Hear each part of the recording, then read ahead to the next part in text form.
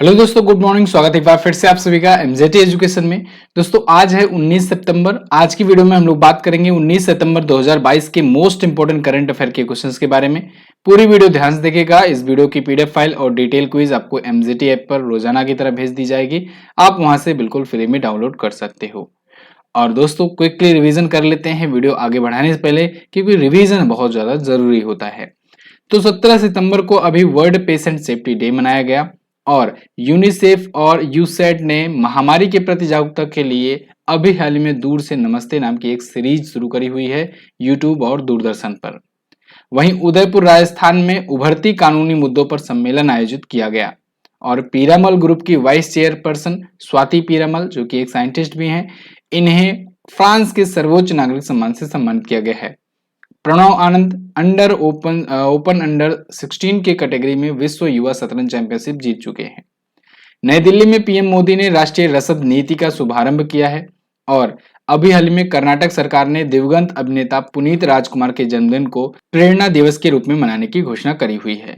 Delhi police forensic साक्ष्य के संग्रहण को अनिवार्य बनाने वाली देश की पहली पुलिस बन गई है और वहीं आंध्र प्रदेश ने भारत की पहली लिथियम आयन सेल फैक्ट्री का उद्घाटन किया है। विश्व की पहली चीता पुनर्वास परियोजना भारत ने शुरू कर दी है।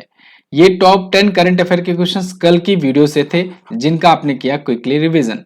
अब हम लोग आज की करंट अफेयर देखेंगे, लेकिन उससे पहले मैं आपको बताना चाहूंगा दोस्तों, इंडियाज की मोस्ट ट्रस्टेड ई बुक एमजेटी एजुकेशन के द्वारा आपको प्रोवाइड कराई जाती है, जिसमें आपको हर एक महीने का करंट अफेयर का 100% कवरेज प्रोवाइड कराया जाता है। आप किसी भी एग्जाम की क्यों ना तैयारी कर रहे हो, आपको यहां से बाहर कोई सा भी क्वेश्चन देखने को नहीं मिलेगा।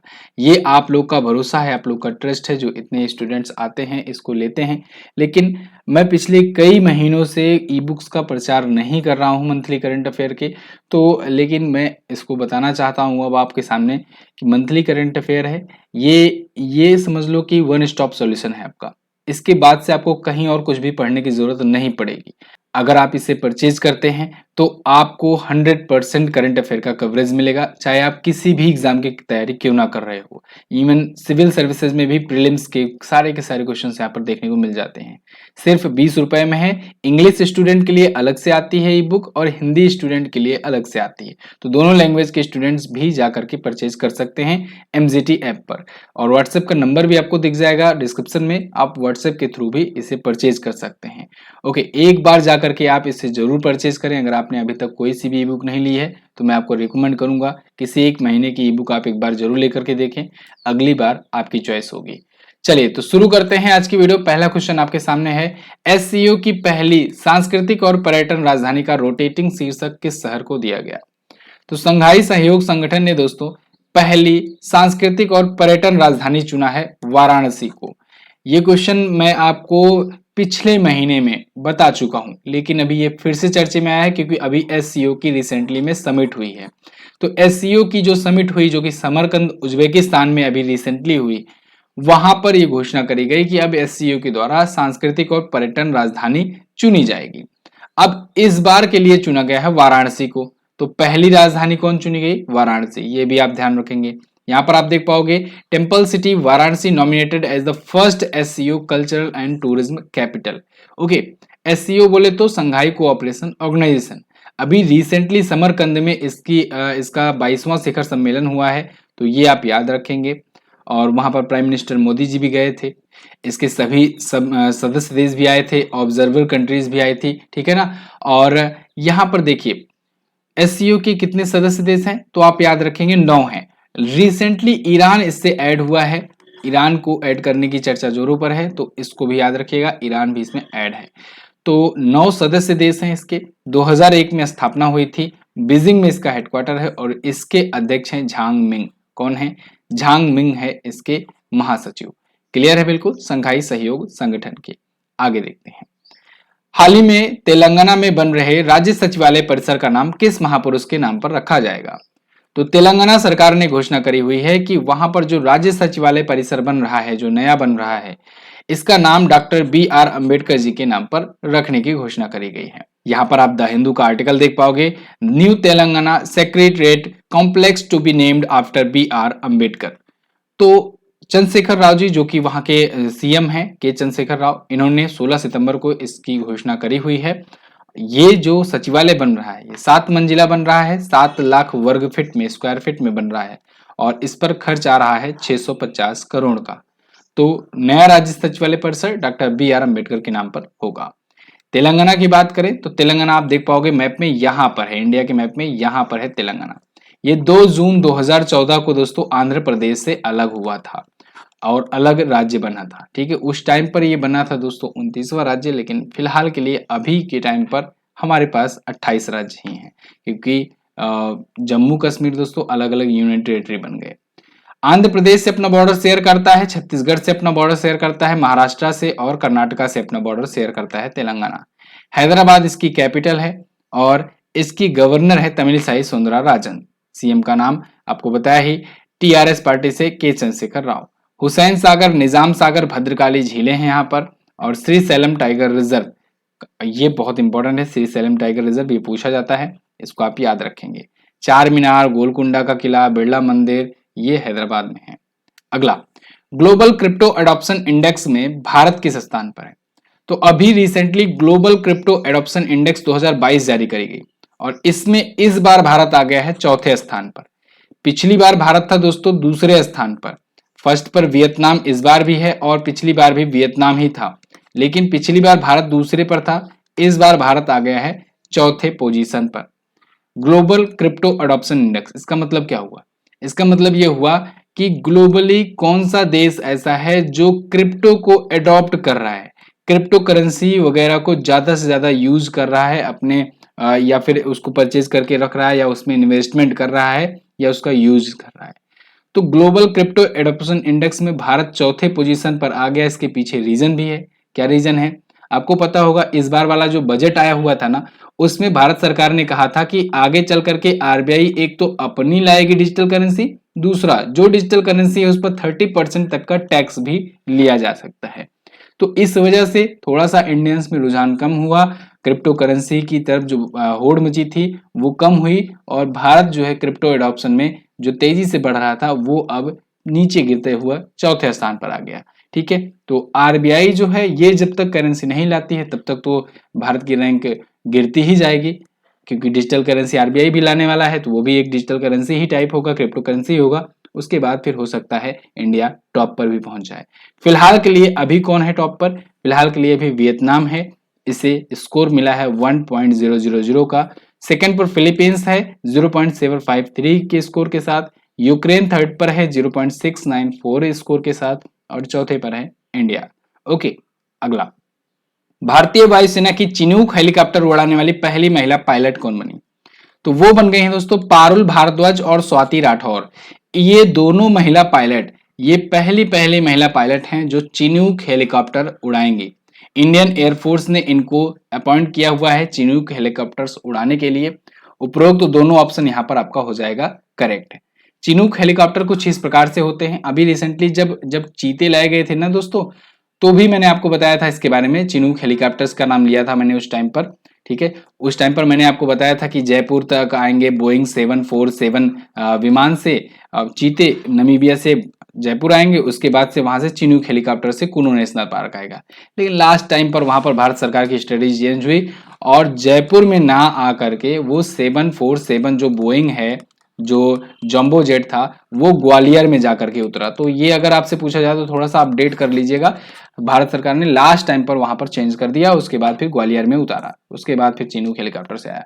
फिलहाल चिनूक हेलीकॉप्टर्स आप जानो कि जब काफी भारी मात्रा में सेना के जवानों को इधर से उधर ले जाना होता है, ठीक है ना, तब इसका इस्तेमाल करते हैं, क्योंकि ये बड़ा होता है, हैवी होता है। ठीक है, तो फिलहाल ये दो विमेन पायलट को यहाँ पर नियुक्त किया गया है। इन दोनों का नाम आप याद रखेंगे, पारुल भारद्वाज, स्वाति राठौर, ये दोनों पहली महिला होंगी भारत में चलाने वाली, इसकी पायलट बनने वाली। ओके, चिनूक हेलीकॉप्टर भारत कहाँ से लिया है? तो भारत अमेरिका से लिया है। ठीक है, अमेरिका से चिनूक हेलीकॉप्टर लिया है। अगला, अपाचे हेलीकॉप्टर भी भारत वहीं से लिया है। अगला, एयर इंडिया ने अगले 5 वर्षों में एविएशन सेक्टर में हिस्सेदारी बढ़ाने के लिए कौन सी योजना शुरू करी? तो एयर इंडिया ने दोस्तों अब अपने आप को रीब्रांड करने के लिए, अपने आप को प्रमोट करने के लिए और अगले 5 वर्षों में एविएशन सेक्टर में अपनी हिस्सेदारी ज्यादा से ज्यादा बढ़ाने के लिए, मैक्सिमम 30% तक बढ़ाने के लिए ऐसी एक योजना लॉन्च करी है, जिसके कुछ उसने पॉइंट, कुछ टारगेट डिसाइड करे हुए हैं। उस योजना का नाम है विहान.ai। क्या नाम है? विहान.ai। एआई का मतलब यहाँ पर आर्टिफिशियल इंटेलिजेंस मत समझिएगा, एआई का मतलब यहाँ पर एयर इंडिया समझिएगा। तो विहान.ai नाम से एक प्लान इन्होंने लॉन्च किया हुआ है और इस प्लान के तहत इनके कुछ टारगेट डिसाइड किए गए हैं कि अगले 5 वर्षों में हमें करना क्या है, कहां तक पहुंचना है। ठीक है, क्या तो मिनिमम टारगेट होना ही चाहिए।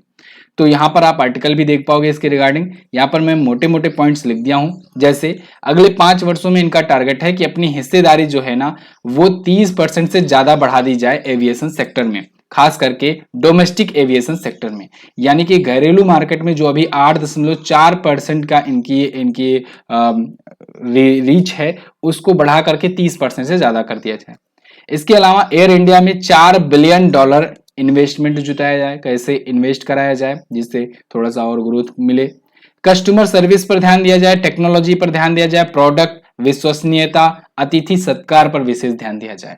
अतिथि सत्कार दोस्तों प्लेन में बहुत जरूरत होती है, क्योंकि इससे थोड़ा सा कस्टमर सर्विस हो, अतिथि सत्कार हो, इससे क्या होता है कि कस्टमर रिपीट होते हैं, दोबारा से आते हैं। ठीक है, एयर इंडिया ने अभी घोषणा करी हुई थी कि दिसंबर तक 30 नए विमान जोड़ेगी, जिसमें 5 बड़े बोइंग प्लेन भी शामिल हैं। बड़े बोइंग प्लेन जो होते हैं वो अमूमन देखा जाता है इंटरनेशनल फ्लाइट के लिए होते हैं। ठीक है ना।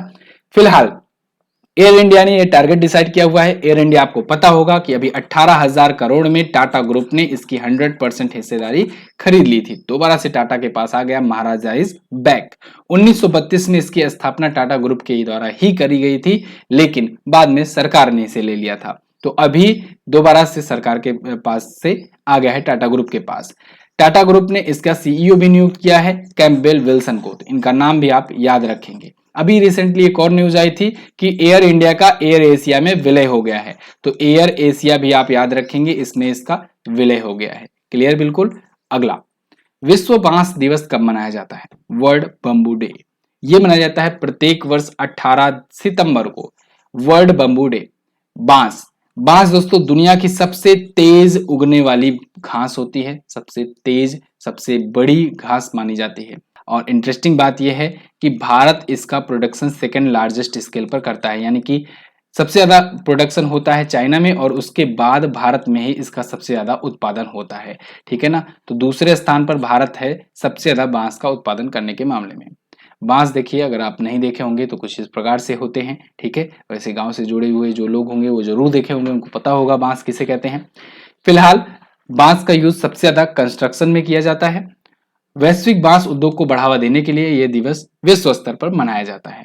ओके, तो दुनिया की सबसे बड़ी घास है ये। भारत दूसरे स्थान पर बांस की खेती करता है। 2009 से यह दिवस मनाया जाता है। आगे, इंडस इंड बैंक के एमडी और सीईओ कौन नियुक्त किए गए? तो इंडस इंड बैंक के एमडी और सीईओ नियुक्त किए गए सुमंत कथपालिया। सुमंत कथपालिया दोबारा से नियुक्त किए गए हैं, यानी पुनर्नियुक्ति कह सकते हैं हम लोग। यहाँ पर आप आर्टिकल देख पाओगे, IndusInd bank reappoint Sumant Kathpalia as MD and CEO for 3 year, यानी अगले 3 सालों के लिए एक बार फिर से इनको री अपॉइंट किया गया है इंडस इंड बैंक का सीईओ के रूप में। 24 मार्च 2023 से इनका अगला वाला 3 साल का कार्यकाल शुरू होगा। सबसे पहले ये मार्च 2020 में बनाए गए थे। 1994 में इसकी स्थापना हुई थी इंडस इंड बैंक की। संस्थापक इसके एसपी हिंदुजा है। हिंदुजा ग्रुप का ही ये इंडस इंड बैंक है। मुंबई में इसका हेडक्वार्टर है। क्लियर है। आगे, महारानी एलिजाबेथ द्वितीय के अंतिम संस्कार में शामिल होने के लिए भारत की तरफ से कौन गया? तो दोस्तों इंडिया की तरफ से गई हुई हैं हमारी महामहिम द्रौपदी मुर्मू जी। राष्ट्रपति द्रौपदी मुर्मू ये महारानी एलिजाबेथ द्वितीय के अंतिम संस्कार में शामिल होने के लिए गई हुई हैं और यहां पर उन्होंने श्रद्धांजलि दी हुई है। हिंदुस्तान टाइम्स का आप आर्टिकल देख पाओगे, president Murmu arrive in London to attend queen Elizabeth funeral. तो द्रौपदी मुर्मू जी का 3 दिवसीय ये विजिट है यूके में। ठीक है, तो 3 दिनों की ये यात्रा पर, 3 दिवसीय यात्रा पर है, वहां के अंतिम संस्कार पर एलिजाबेथ की शामिल होंगी। ऑपरेशन लंदन ब्रिज के तहत क्वीन एलिजाबेथ द्वितीय का अंतिम संस्कार किया जा रहा है। इस पर मैंने पूरा डिटेल वीडियो आपको दिया हुआ है, आप देख सकते हैं। एलिजाबेथ के बारे में भी बहुत सारी चीजें मैंने बता रखी हैं, तो आप उस वीडियो को जरूर देखिएगा। अगला क्वेश्चन देखते हैं। केंद्र सरकार ने 2025 तक टीबी को खत्म करने के लिए कौन सा अभियान शुरू किया? तो केंद्र सरकार ने दोस्तों अभी हाल ही में निक्षय मित्र अभियान शुरू किया है, जो भारत में टीबी से मुक्ति दिलाएगा। 2025 तक टीबी मुक्त भारत करने का लक्ष्य रखा है भारत ने। ठीक है, बहुत इंपॉर्टेंट है। देखिए दोस्तों, जो भी क्वेश्चंस लिए जाते हैं ना, very very most important questions होते हैं, कोई भी फालतू का क्वेश्चन नहीं लिया जाता है। तो ये सभी के सभी क्वेश्चन आपको बहुत ही केयरफुली ध्यान से याद करने होंगे, समझने होंगे। ठीक है, तो टीबी को खत्म करने के लिए कौन सा अभियान? निक्षय मित्र। निक्षय मित्र कैसे आप याद रखोगे? देखो, क्षय का मतलब होता है, क्षय का मतलब होता है टीबी, ट्यूबरकुलोसिस, और निक्षय मतलब आप हिंदी में भी पढ़ते हो, निह लगा दिया जाता है, उसका विलोम होता है। तो निक्षय मित्र आप आराम से याद कर पाओगे, बहुत इंपॉर्टेंट क्वेश्चन है ये। निक्षय मित्र इनिशिएटिव जो है ये शुरू किया गया है। इसके तहत निक्षय 2.0 पोर्टल भी लॉन्च किया गया है, और इसके तहत ये होगा कि लोगों को दिया जाएगा एक टारगेट, एक प्रोत्साहन दिया जाएगा कि आप टीबी के जो मरीज है ना, उनको गोद लो जितनी आपकी क्षमता है। अगर आप चाहते हो कि एक व्यक्ति या एक मरीज को गोद लें, तो उनका एक व्यक्ति का, एक मरीज का गोद लेकर के उनका संरक्षण कर सकते हो, उनकी हेल्प कर सकते हो इलाज में। अगर आप और ज्यादा कैपेबल हैं तो और ज्यादा ब्लॉक, जिले या जो भी गांव है उनमें जितने मरीज हैं उनको गोद ले सकते हो। तो इससे क्या होगा, अगर जो व्यक्ति टीबी मरीज को गोद लेगा उसे, और या फिर संस्था जो होगी उसे निक्षय मित्र के नाम से जाना जाएगा। भारत सरकार ने घोषणा करी है कि निक्षय मित्र अभियान के जरिए 2025 तक भारत को टीबी मुक्त किया जाए। टीबी ट्यूबरकुलोसिस इसका फुल फॉर्म होता है, ये आप याद रखेंगे। ठीक है, अगला, किस देश की संसद ने राष्ट्रपति का कार्यकाल 5 वर्ष से बढ़ाकर के 7 वर्ष करने के प्रस्ताव को पारित किया? तो दोस्तों अभी हाल ही में कजाकिस्तान की संसद ने कुछ प्रस्ताव पारित किए हैं, जिनमें कुछ महत्वपूर्ण हैं। सबसे एक महत्वपूर्ण तो यह है कि राष्ट्रपति का कार्यकाल 5 वर्ष से बढ़ाकर के 7 वर्ष कर दिया जाएगा। दूसरा इंपॉर्टेंट है कि 7 वर्ष कर तो दिया जाएगा राष्ट्रपति का कार्यकाल, लेकिन वो राष्ट्रपति दोबारा से राष्ट्रपति नहीं बन पाएगा, यानी उसकी पुनर्नियुक्ति पर बैन लगा दिया गया है, दूसरे कार्यकाल पर बैन लगा दिया गया है। तीसरा इसने ये किया हुआ है कि अपनी जो राजधानी है, जो नूर सुल्तान अभी रिसेंटली कुछ सालों पहले कर दिया था, उसको फिर से अस्ताना कर दिया गया, यानी कि राजधानी दोबारा से अस्ताना करी जाएगी। ये वहां की संसद ने कुछ बिल पास किए हैं। यहां पर देख पाओगे आर्टिकल है, Kazakhstan move to extend presidential term rename capital, यानी कैपिटल को रीनेम किया और प्रेसिडेंशियल टर्म को बढ़ा दिया है। लेकिन एक चीज यहीं पर ध्यान रखना होगा, दूसरे कार्यकाल पर रोक भी लगा दी गई है। तो अब यहाँ की राजधानी नूर सुल्तान से दोबारा से बदलकर अस्ताना कर दी गई है। कजाकिस्तान की मुद्रा टेंगे होती है। प्रेसिडेंट हैं कासिम जोमार्ट टोकायेव। अब चलिए हम लोग देखते हैं वर्ल्ड मैप में कहां पर है कजाकिस्तान। ओके, तो वर्ल्ड मैप में यहां पर आप देख पाओगे, ये रहा अपना प्यारा भारत। यहां से आप आ जाओगे मिडिल ईस्ट कंट्रीज में, तो रसिया के पास में इधर आपको दिख रही है बड़ी सी कंट्री कजाकिस्तान। कजाकिस्तान एक्चुअली में लैंड लॉक्ड कंट्री है, यानी चारों तरफ से ये लैंड से घिरा हुआ है दोस्तों कजाकिस्तान। और कजाकिस्तान देखिए नूर सुल्तान यहां पर हुआ करता था। ठीक है, तो अब देखिए ये कजाकिस्तान लैंड लॉक्ड है, तो आपके मन में सवाल आता होगा कि लेकिन सर यहां पर तो एक सागर दिख रहा है, कैस्पियन सागर, तो इससे लैंड लॉक कैसे हुई, चारों तरफ से घिरा नहीं है। लेकिन ध्यान दीजिएगा, क्योंकि कैस्पियन सागर खुद अपने आप में लैंड लॉक्ड है, यानी ये भी चारों तरफ से लैंड से ही लॉक्ड है, इस वजह से कजाकिस्तान को लैंडलॉक्ड कंट्री कहा जाता है। अब कजाकिस्तान को लैंडलॉक्ड कंट्री कहने पर मैं इतना ज्यादा प्रेशर क्यों दे रहा हूं? कारण यह है कि अगर आपसे पूछा जाए दुनिया की सबसे बड़ी लैंडलॉक्ड कंट्री कौन सी है, तब आप कजाकिस्तान का ही नाम लेंगे। इस वजह से कजाकिस्तान पर जोर दिया जा रहा है। इसके बाद मंगोलिया दूसरी सेकंड लार्जेस्ट ये लैंडलॉक्ड कंट्री है। लैंडलॉक्ड यही मतलब कि चारों तरफ से जमीन से घिरा हो, और देखिए भारत जो है ये 3 तरफ से समुद्र से घिरा है। फिलहाल कजाकिस्तान के बारे में आप जान ही लिए हो। चलिए, तो ये तो थे दोस्तों आज के दिन के टॉप 10 करंट अफेयर के क्वेश्चंस। आई होप आपको आई होगी वीडियो पसंद। अगर वीडियो पसंद आई है तो वीडियो को लाइक कीजिए, अपने दोस्तों के पास इसे शेयर जरूर कर दीजिएगा। और लास्ट डे के क्वेश्चंस की बात करेंगे। सैफ अंडर 17 चैंपियनशिप में भारत ने किसे हराकर खिताब जीता था? तो नेपाल को हराया था। कौन सा टेनिस खिलाड़ी सबसे ज्यादा बार विंबलडन ओपन जीत चुका है? रोजर फेडरर, इन्होंने भी रिसेंटली संन्यास की घोषणा कर दी है। दोनों क्वेश्चंस के बारे में जिन स्टूडेंट ने डिटेल के साथ सबसे पहले आंसर किया है, ऐसे टॉप 10 में हैं रविशंकर, मंटू कुमार, स्वर्णेश्वर कुमार, आयुषी कश्यप, सचिन करंजेका और मुस्कान मनराज, ओम तिवारी, पारेश कुमार, शुभांगी त्रिवेदी, उषा साहू। इतने लोगों ने डिटेल में सबसे पहले आंसर किया है। आप भी इसमें अपना नाम दर्ज करा सकते हो सबसे पहले आंसर करके। आपको आज क्या आंसर करना है? किस अभियान के तहत नामीबिया से भारत में 8 चीते लाए गए? Very very most important question. Himalaya दिवस कब मनाया जाता है?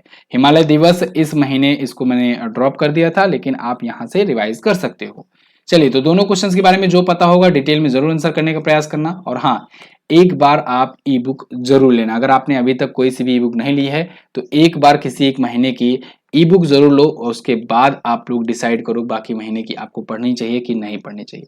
यकीन मानो 100% कवरेज मिलेगा आपको यहाँ पर करंट अफेयर का। ठीक है, तो आप ई बुक एमजेटी ऐप से भी प्राप्त कर सकते हो या फिर इस नंबर पर सिंपली व्हाट्सएप करके भी आप ये ई बुक प्राप्त कर सकते हो। व्हाट्सएप के जरिए आप यूपीआई, गूगल पे ये सब कर दोगे स्क्रीनशॉट, तो फिर ई बुक भेज दी जाएगी। चलिए, बहुत बहुत धन्यवाद दोस्तों यहाँ तक देखने के लिए वीडियो। मिलेंगे अगली वीडियो में, तब तक के लिए नमस्कार, जय हिंद, वंदे मातरम।